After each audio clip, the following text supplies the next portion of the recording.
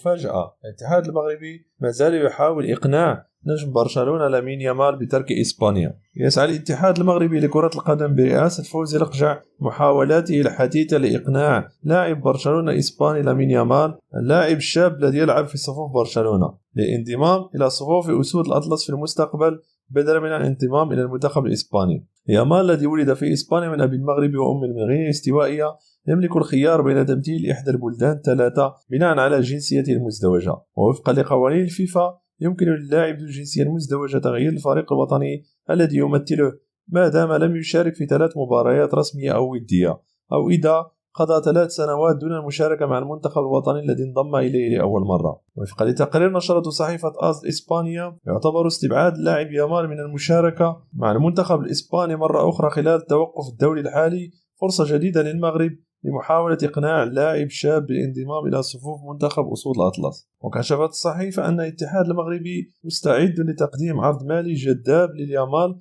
بهدف إغرائه لتمثيل المنتخب المغربي، وكون الاتحاد المغربي يعتبر يامال واجهة مثيرة للمنتخب الذي يستعد لاستضافة كأس العالم 2030.